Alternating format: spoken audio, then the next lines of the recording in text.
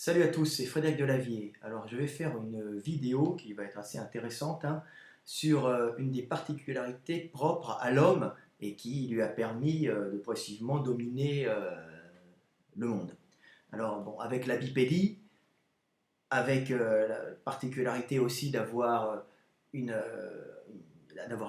parler, donc d'avoir un langage euh, complexe et un langage abstrait avec des notions de temps et d'espace, il y a une autre faculté qui fait vraiment l'homme, c'est cette possibilité de pouvoir lancer, de pouvoir se protéger avec des projectiles, et aussi plus tard de pouvoir chasser, ce qui a permis d'avoir accès à de la calorie et puis de croître et de se multiplier. Donc, euh, au début, on n'a pas été des chasseurs, c'est-à-dire qu'au début, on était des singes de la taille d'un chimpanzé, euh, bipèdes. Euh, on s'est retrouvé en savane. Progressivement, on montait encore aux arbres, mais avec nos mains, on pouvait quand même prendre des projectiles, comme les petits singes prennent des cailloux, cassent des doigts, ils utilisent quand même des outils, les chimpanzés, tout ça, pour se défendre. Alors on voit souvent chez les singes, chez les chimpanzés, même quand ils sont agressés quand ils s'agressent même entre eux, ils prennent des projectiles et puis ils se les envoient comme ça. Alors en groupe, ça peut faire très très mal. Mais les singes, et nos premiers ancêtres bipèdes, ne devaient pas bien lancer. Car pour lancer, il faut avoir une morphologie propre, il faut être déjà bien adapté à la bipédie, il faut avoir quitté les arbres. Alors, ça a quand même apporté cette possibilité de lancer même maladroitement, a quand même apporté une sécurité au groupe, c'est-à-dire le groupe pouvait faire fuir des panthères quand il y avait une action groupée, donc une action solidaire entre eux. Donc c'était quand même quelque chose de très efficace de pouvoir balancer des projectiles, tout ce qui tombait sous la main, des bouts de bois, des cailloux, des noix, donc tout ce qu'on trouvait en cas d'attaque d'un prédateur ou d'un autre groupe mâle. En général, on pouvait se défendre de mâles qui venaient prendre le territoire, parce qu'il y a souvent des conflits comme ça, entre groupes de singes.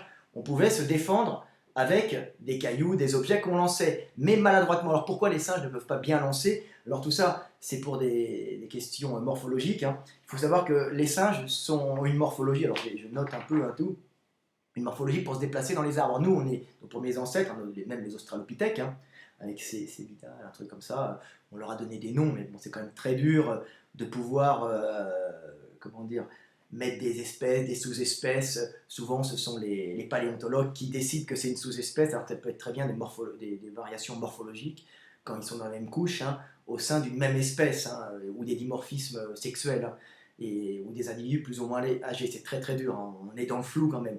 Mais ce qu'on sait, c'est que nos ancêtres étaient des bipèdes qui continuaient à grimper aux arbres. Alors grimper aux arbres, ça pose des problèmes pour pouvoir ajuster les tirs. Alors comme les singes, je prends les chimpanzés par exemple, les chimpanzés peuvent jeter, ils s'en servent, on les voit qui s'énervent, ils jettent des trucs, mais ils font très mal. Alors le chimpanzé par exemple, il a un grand pectoral, c'est le muscle qui est ici, un grand pectoral, alors le faisceau claviculaire et un deltoïde développé, alors surtout le faisceau claviculaire du grand pectoral qui part comme ça, et le deltoïde. Et lui, le grand pectoral du singe, des singes, il est développé pour pouvoir aller chercher les branches. Donc son action, quand il se contracte avec le faisceau claviculaire, il lève le bras pour aller chercher une branche quand il se déplace. Ou quand il est au sol, pareil, ils sont à quatre pattes, ils se déplacent au sol, donc c'est celui qui ramène vers le haut. Alors que chez l'homme, comme ça, chez le singe, quand il se déplace, il ramène vers le haut et après les dorsaux tirent quand ils sont à quatre pattes. Et puis il y a quand même une propulsion des pattes arrière. Alors que l'homme, nos ancêtres sont devenus bipèdes, donc ils ont continué à grimper dans les arbres, mais ils avaient un pec qui changeait de position. Alors le singe, lui, comme il monte le bras, comme ça, il n'est pas très fort pour lancer. Donc il lance, en général, il lance de haut en bas. Donc le projectile, en général, ne part pas très loin, peut partir plus ou moins puissamment, mais vers le bas, parce que son grand pectoral est orienté, c'est vrai, les fibres de son faisceau claviculaire, de son deltoïde, sont faites pour tracter de haut en bas, alors que chez l'homme, elles sont plutôt faites pour tracter de l'extérieur vers l'intérieur, pour maintenir un bébé par exemple, ça je vais en parler plus tard. Donc ça, c'est des particularités qui font que nos ancêtres et les singes ne pouvaient pas bien lancer. Les singes ne peuvent pas bien lancer. À plusieurs, ça peut faire très mal quand vous avez une noix, un caillou, une branche qui tombe sur le nez d'une panthère, elle va parvenir. Mais il n'y a pas possibilité de bien ajuster un tir quand on est un singe. De plus, la morphologie la morphologie de l'omoplate du singe. Alors je vous montre un peu les dessins. L'homme, là c'est un omoplate d'homme, hein. Alors ça c'est les muscles que vous avez dans le dos, derrière, hein. On les place derrière, là-bas. Alors chez le singe, l'omoplate, chez l'homme, il est orienté mettons, mais que c'est mon dos on dit que c'est mon dos de cette façon, hein. Vous voyez, là. Et là, il y a l'humérus. Ce qui fait que les mouvements peuvent difficilement aller vers le haut, hein, chez l'homme, parce que ça va être bloqué par l'acromion ici. Alors que chez le singe, l'omoplate, il est orienté, la tête de l'omoplate, la tête de la cavité glénoïde, c'est la cavité glénoïde, cotyloïde c'est à la hanche, des fois je fatigue un peu, la cavité glénoïde de l'omoplate, chez le singe, est orientée vers le haut, donc il a l'omoplate qui serait plutôt comme ça, hein. Vous voyez? Donc ça va pour marcher à quatre pattes, ça va pour aller prendre des branches, hein, donc il n'a pas l'humérus qui va cogner contre l'acromion, hein. Il y a une voûte ici, une voûte ostéofibreuse, hein. Et chez l'homme, il y a souvent des pathologies parce que quand on lève trop le bras, ça vient frotter, mais on est plus fait pour lever le bras. Alors que le singe, lui, il peut lever le bras facilement parce qu'il a la tête de l'humérus qui est dans la cavité glénoïde, hein, de l'omoplate, hein, ici, et qui est orienté vers le haut avec beaucoup d'espace ici, hein, donc il n'a pas de frottement, il peut lever facilement le bras. Vous voyez? Donc voilà. Donc le singe, alors à l'omoplate vers le haut, donc lui, il fait des mouvements spontanés. Nos premiers ancêtres avaient encore une morphologie du haut du corps comme les singes, hein. Donc ils ne pouvaient pas bien ajuster les types. Donc longtemps, les australopithèques au sol pouvaient se défendre sans vraiment ajuster. Donc c'était à plusieurs qui devaient être dangereux, hein. Donc ils n'ont pas pu encore chasser avec ça. De plus, il y a une particularité qu'ont les singes, hein, que nous avons perdu, c'est le fait de pouvoir s'accrocher dans les branches sans difficulté, sans avoir à contracter ses muscles, hein. Alors pourquoi? Alors parce que les singes, ils ont en général les fléchisseurs des doigts qui se trouvent ici en profondeur, hein, je vais vous montrer un petit dessin qui se trouve ici, très court, voyez, donc ça recourbe les doigts, hein. Donc quand ils ont le poignet fléchi comme ça, ils peuvent étendre leurs doigts. Alors vous voyez, on voit les singes qui mangent comme ça. Mais quand ils étendent le poignet, voyez, et le bras pour tendre, pour aller chercher une branche, à ce moment-là, les doigts se déplient. Les doigts se plient, parce que justement, ils ont les fléchisseurs trop courts. Voyez, donc ils peuvent, le poignet fléchi, tendre les doigts, et dès qu'ils tendent la main, les mains se recouvrent automatiquement, parce que les fléchisseurs des doigts, hein, sont courts. Donc ça leur fait ils n'ont plus à fournir d'efforts quand ils se déplacent de branche en branche. C'est pour ça qu'ils tiennent longtemps, hein. Vous voyez, les chimpanzés, ça grippe aux arbres sans problème, on les voit sauter, parce qu'en fin de compte, ils ont des crochets. Des crochets, dès qu'ils tendent la main, c'est un crochet leur main, hein. Donc ils se baladent en crochet, alors que l'homme, il va grimper et il va tomber. Donc, vous voyez, et cette particularité d'avoir des crochets aux mains, bah, ça gêne quand on lance, voyez, parce que c'est un avantage dans les arbres, parce que vous ne tombez pas, donc il n'y a pas de sélection. Alors là-bas, c'est une sélection naturelle qui se fait, hein, sur les animaux qui ont les fléchisseurs les plus courts, hein, qui réussissent à transmettre leur gènes, parce que ceux qui les ont un peu longs, bah, ils risquent de louper la branche, ils tombent et puis ils ne transmettront pas leur gènes. À partir du moment où ils sont... Donc ça pose un énorme problème quand on veut lancer, ajuster. C'est pas possible parce que vous lancez, et à ce moment-là, la main part comme ça, vous pouvez lancer que vers le bas. Donc les singes, ils lancent vers le bas. Ils peuvent lancer puissamment, mais vers le bas et sans ajuster. Ça, c'est un problème. Dès qu'on est passé au sol complet, qu'on ne s'est plus réfugié dans les arbres, on était déjà un bon petit bipède, hein, et on a fini par ne plus se réfugier dans les arbres, à marcher au sol, et donc on devait avoir une structure plus organisée pour faire fuir les prédateurs. On devait déjà être un peu plus gros, être plus dangereux pour eux. Donc à ce moment-là, quand on a fini qu'on ne s'est plus réfugié dans les arbres, ben on n'a plus besoin d'avoir ses mains en crochet. Donc on a eu les mains qui sont les fléchisseurs des doigts qui sont devenus moins courts. Donc on pouvait étendre les mains. Donc on avait des mains qui sont devenues des pinces, hein, avec un pouce qui a grandi, hein. Donc on pouvait faire des objets, prendre des choses avec minutie, alors que les singes ne peuvent pas, hein. Donc ça a permis quoi? Ben, ça a permis à ce moment-là, quand on lançait, hein, de pouvoir ajuster les tirs. On est devenus des lanceurs qui pouvaient ajuster. On n'était pas encore des chasseurs avec le caillou, mais on pouvait à ce moment-là, parce qu'il faut vraiment, pour tuer quelqu'un à la pierre, c'est très dur, hein. On peut blesser un peu, mais c'est pas ça. Mais on pouvait faire vraiment fuir les prédateurs. Et on est devenu vraiment dangereux pour tout ce qui était panthère, lion, etc. Donc c'est à partir du moment où on a pu lancer qu'on est devenu quand même assez terrifiant pour nos prédateurs. Pas qu'on les tuait, mais qu'on leur faisait sacrément mal en groupe. Hein. Quand vous avez une bande de petits singes bipèdes qui lancent très bien, hein, des cailloux, alors là, vous commencez à avoir un problème, surtout quand vous ne pouvez plus les attaquer. Donc ça, à partir du moment où on a quitté les branches, il n'y a plus de sélection naturelle sur le fléchisseur des poignets, on a pu ajuster les lancers. De plus, notre adaptation à la bipédie par rapport au singe fait qu'on a la taille plus libre. Hein. Donc qu'est-ce que ça veut dire d'avoir la taille plus libre? Ben, ça veut dire qu'on peut faire des rotations de taille, vous voyez, comme ça. Hein. Et on a une particularité aussi, c'est qu'on a le pec, comme on ne grimpait plus dans les arbres, on a l'omoplate qui est retourné horizontalement, hein, et le pec, au lieu de servir de haut en bas, ben, il pouvait travailler dans des mouvements d'étreinte, hein, comme ça. Hein. Donc, qu'est-ce que ça a fait? Ben, ça a fait qu'avec la bipédie qui s'est perfectionnée, on a eu, par rapport au singe, vous voyez, on a une taille, alors là c'est un peu exagéré, mais on a une taille libérée, alors que le singe, un bassin évasé, alors que le singe, lui, il a un bassin qui monte jusqu'à là, une taille une cage thoracique en entonnoir, et il a une taille pas du tout mobile. Hein. Donc, quand on voit les chimpanzés, ils ne peuvent pas faire de rotation quand ils lancent. Ils lancent comme ça. Vous voyez, c'est très très dur pour eux. Ils lancent vers le bas puissamment. À plusieurs, ils peuvent être dangereux, mais jamais avec précision. Et ils perdent quand même de la force par rapport à un individu bipède. Alors, quand un homme lance, qu'est-ce qui se passe? Ben, il a une rotation, vous voyez, à ce niveau-là. Et en même temps, il peut étendre le bras et lancer comme une catapulte.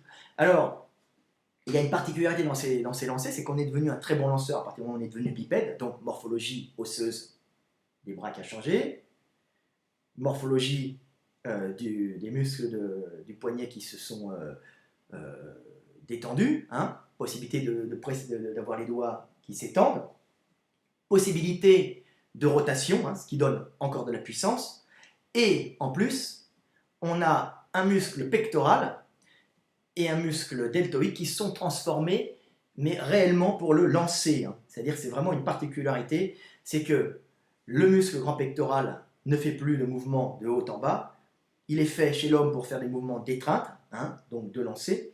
Donc, en plus, ça change, sa structure moléculaire a changé, hein. C'est devenu un muscle beaucoup plus élastique que le muscle des singes, capable d'emmagasiner de l'énergie dans l'étirement de ces fibres, de l'énergie du mouvement, hein, c'est-à-dire que vous lancez le bras en arrière, l'homme se retourne, donc rotation de la hanche, vous voyez, rotation de la hanche, on lance le bras en arrière, cette énergie, l'énergie du mouvement, l'énergie de la vitesse, l'énergie cinétique est accumulée dans le muscle grand pectoral, vous voyez, en plus on étend le bras en plus pour augmenter la vitesse. Donc il y a une grande tension, et quand la tension est là, hop, à ce moment-là, on repart en contraction volontaire, et on cumule énergie élastique accumulée dans toute la structure moléculaire, hein, dans toute la structure musculaire, tendineuse aussi de l'articulation de l'épaule qui est très élastique, hein, et qui restitue cette énergie au moment du lancer. Donc on se retrouve avec une double puissance, contraction volontaire, et énergie cinétique accumulée dans les fibres et dans l'articulation de l'épaule. On a un pectoral qui accumule beaucoup d'énergie cinétique. Hein. Et on est devenu comme ça des lanceurs très puissants par rotation. Il y a aussi beaucoup de fibres relativement élastiques, hein, dans la sangle abdominale, qui est très bonne. Alors ça elle s'est travaillée avec la bipédie, hein. Plus de rotation pour marcher plus facilement, plus longtemps, mais la possibilité d'avoir une rotation accumule encore de l'énergie. Hein. C'est-à-dire qu'on contracte, contraction volontaire, accumulation d'énergie dans la taille, restitution, contraction de l'autre côté, hein, de l'ensemble des obliques. Hein. On contracte, mais c'est le petit et le grand qui contractent au début, et puis après c'est le grand et le petit, c'est le grand oblique.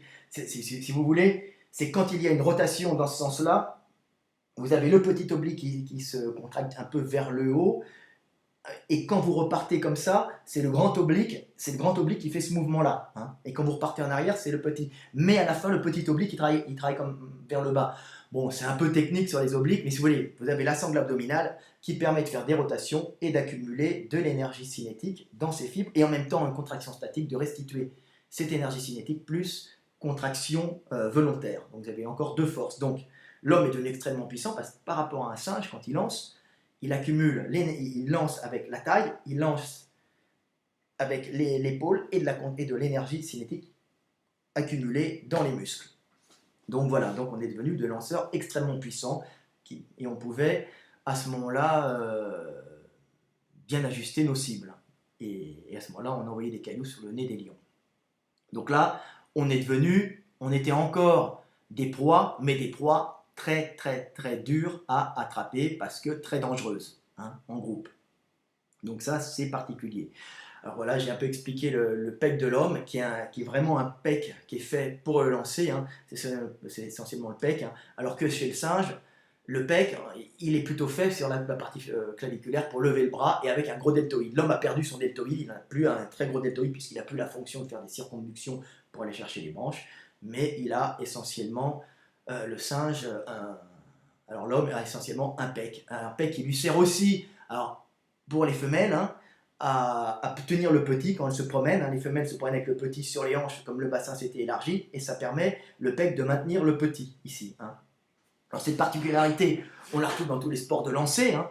Donc c'est pour ça que l'homme est devenu un lanceur. On s'affronte dans les lancers, dans le lancer de javelot, dans le lancer de disque, dans, dans tous les sports on trouve des lancers, que ce soit au baseball, il y a plein de sports où on retrouve ça. C'est vraiment une activité propre à l'homme. Alors en musculation, ça a aussi une particularité, c'est que vous voyez en musculation les gens qui font du développé couché. Alors comme j'ai beaucoup de gens qui font de la musculation, donc j'explique un peu pourquoi au développé couché on est fort quand on ne pose pas la barre, hein, quand on descend. C'est-à-dire qu'en général, les gens qui font de la force, quand ils descendent la barre, au développé couché comme ça, ils descendent doucement, ils accumulent de l'énergie cinétique par la chute de la barre dans les fibres, hein, dans la structure moléculaire du grand pectoral, en général, un peu de l'avant d'épaule aussi, hein, de deltoïde antérieur, et avec une contraction volontaire des muscles en pectoral, ils rajoutent cet étirement, hein, un peu comme une catapulte, hein, pour pousser. Donc c'est pour ça qu'on voit des gens qui poussent très lourd, parce qu'ils cumulent énergie élastique, énergie cinétique, énergie de la chute de la barre accumulée dans les fibres, plus contraction volontaire, hein, et ça c'est utilisé par les gars au développé couché. Et on s'aperçoit que quand on pose la barre, on appelle ça un stop and go, on est beaucoup moins fort en général. Pourquoi? Parce qu'on travaille qu'à l'influx, hein. Voilà. Donc on ne travaille pas en accumulant l'énergie comme un lanceur. Donc ça c'est très dur. Par contre, ce travail est très intéressant, je le redis encore, pour tous les gens qui font des sports de combat où on n'est pas où on n'arme pas le coup, hein, quand on fait un sport de combat, à part pour achever un gars, hein, en crochet, hein, de rotation et tout. En général, on part uniquement en positif, ça veut dire sans accumulation d'énergie cinétique dans le pec, hein. Donc quand on tape, hein, en général, si vous faites des sports de combat, faites du coucher, stop, on lâche, on repousse. Voilà. Alors est-ce que j'ai parlé, est-ce que j'ai d'autres trucs à dire? L'étirement, passage au sol, libération des bras, bah, j'ai à peu près tout dit, hein. La taille, la rotation, le lancer, bon, qui a révolutionné. J'ai parlé du coucher, libération des mains. Bon, je vais vous repasser un peu, hein, pour vous montrer un peu, petit truc. Voilà. Alors voilà, là c'est un dessin que j'ai fait, hein, c'est pour montrer un peu la différence entre un bras d'homme et un bras de gorille, hein. Alors on voit bien que là, vous voyez les fibres, ça c'est des fibres, le deltoïde chez le gorille est énorme, hein. C'est parce qu'il lève le bras pour se déplacer, eux aussi se déplacer à quatre pattes, hein, quand il marche.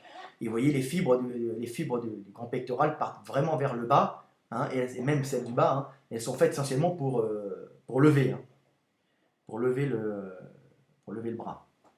Donc voilà, et quand on se déplace aussi pour apporter pour amener la main en avant. Donc voilà, donc ça c'est vraiment une particularité. Alors vous voyez aussi que les gorilles ont des gros muscles des avant-bras très puissants, hein, très puissants et très courts, et vous voyez qu'ils ont les mains en crochet, pas de pouce, hein. Et quand ils ont la main tendue, voilà, les doigts se recourbent automatiquement, hein. Donc ça, c'est une particularité, ce qu'a perdu l'homme. L'homme, vous voyez, il a une pince très utile, il peut joindre le pouce avec l'index facilement, hein. Ça fait un outil de précision, hein. Et aussi ça fait un outil pour ajuster les tirs avec précision. Ça, c'est très particulier. Donc voilà, c'est le propre de l'homme, hein, avec un deltoïde moins puissant et un pec qui reste quand même là. Alors est-ce que j'ai d'autres dessins à montrer qui peuvent être intéressants? Voilà, je montre un peu la façon dont les singes s'accrochent dans les arbres, hein. J'avais fait un autre dessin ici. Est-ce qu'on voit? Voilà, c'est un petit chimpanzé que j'avais fait en train de s'accrocher dans les arbres, hein. Voilà, alors aussi sur la structure des mains de nos ancêtres, hein, c'est qu'il faut savoir que les singes ont en général les doigts recourbés, hein, comme ça. Déjà, la structure osseuse est un peu recourbée pour mieux s'accrocher dans les arbres, alors que les hommes, hein, ils ont les phalanges en général moins courbes. Hein. Ça leur permet justement de mieux lancer et de mieux ajuster les tirs. On a un outil de précision pour le lancer de précision. Voilà, là c'est les phalanges. Phalange d'homme, phalange d'australopithèque et phalange de gorille, hein, ou de chimpanzé, je ne me souviens plus. C'est schématique, c'est pour montrer un peu, comme nous ne sommes pas habitués, comme eux ne peuvent pas lancer avec précision, mais comme nous sommes plutôt faits pour, pas pour nous accrocher dans les arbres, mais pour faire bon, c'est une pince de précision. Et lancer de précision. Est-ce que j'ai un autre dessin à montrer? Alors oui, voilà, juste pour montrer un peu la morphologie de l'omoplate, vous voyez, omoplate d'homme, hein, vous voyez, omoplate de chimpanzé. Alors vous voyez, un a dont la tête de la surface articulaire de l'omoplate est orientée vers le haut, et là vous voyez, l'homme s'est orienté horizontalement. Donc voilà, donc ça ce sont des particularités humaines qui font de nous de bons lanceurs par rapport aux singes qui ne peuvent pas être de bons lanceurs. Donc plus tard on est devenus des chasseurs, hein, mais on a d'abord été des proies particulièrement habiles pour blesser des prédateurs qui venaient nous agresser. Hein. Donc c'est après qu'on a commencé à faire des outils de jet, de lancer, mais c'est venu bien après. Mais ce qui nous a sauvés quand même, c'est d'être devenus de bons lanceurs. Est-ce que j'ai d'autres trucs? Ben non, je crois que c'est fini. Hein. Donc voilà, j'ai un peu parlé de tout. Donc c'est pourquoi nous sommes de bons lanceurs. Iliac, libération de la taille, ben non, j'ai parlé de tout. Hein. Voilà, bon bah c'était Fred Delavier, j'espère que vous avez un peu appris sur le lancer. Je regarde un peu si j'ai d'autres trucs à dire. Voilà, bah non, le rôle du peg, je dis pour la femme aussi, ça permet de tenir le bébé, hein, et de maintenir sur la hanche qui s'est évasée. Non, bah c'est bon. Bon, bah écoute, c'était Frédéric Delavier, je vous souhaite une bonne journée ou une bonne soirée. À bientôt, un peu de relique tout le temps, mais vous connaissez mon style. Allez, salut, à bientôt.